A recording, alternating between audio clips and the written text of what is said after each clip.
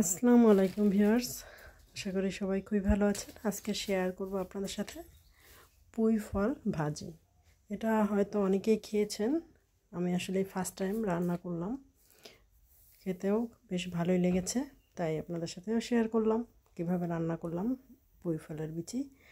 পুঁই ফলের বিচি রান্না করা খুবই সহজ, আর এজন্য প্রথমে চুলায় একটা প্যান বসিয়ে দিয়েছি আর পরিমাণ মতো তেল দিয়ে দিয়েছি। তেলটা হালকা গরম হয়ে গেলে তখন রসুন কুচি আর পেঁয়াজ কুচি দিয়ে দিচ্ছি। এখানে একটা বড় সাইজের পেঁয়াজ আর ছোট একটা রসুন কুচি করে নিয়েছি। হালকা একটু কালার করে ভেজে নিব, খুব বেশিও ভাজার প্রয়োজন নেই, হালকা একটু কালার হলেই হবে পেঁয়াজ আর রসুনটা। তারপর এখানে একটা আলু দিয়েছি, একটা আলু কুচি করে নিয়েছি মাঝারি সাইজের। আর এখানে পুঁই ফুল মানে ফলগুলো পুঁই শাকের যে বিচিগুলো হয় ওগুলো কিন্তু আবার দানা হয়, বীজ হয় পুঁই শাকের।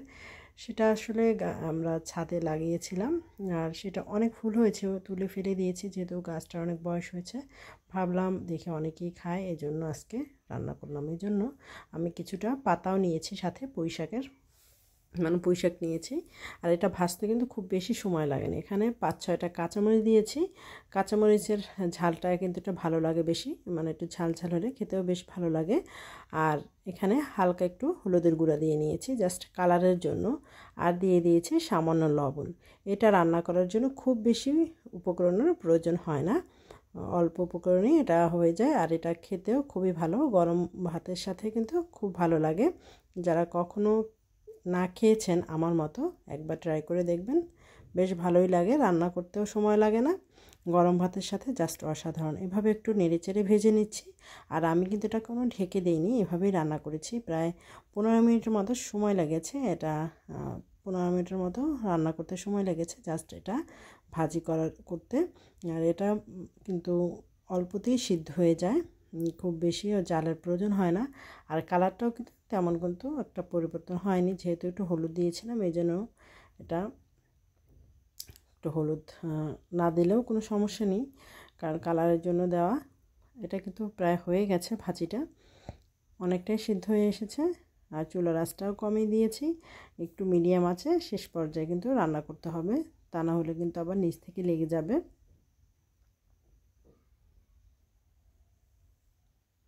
এটা কিন্তু আমার রান্না হয়ে গেছে একদম, আমি তুলে পরিবেশন করে দেখিয়ে দিচ্ছি কেমন হয়েছে। শেষ পর্যায়ে কিন্তু একটু ধনিয়া পাতা দিয়ে নিচ্ছি, ধনিয়া পাতা দিলে একটু ফ্লেভারটাও ভালো আসে, খেতেও ভালো লাগে।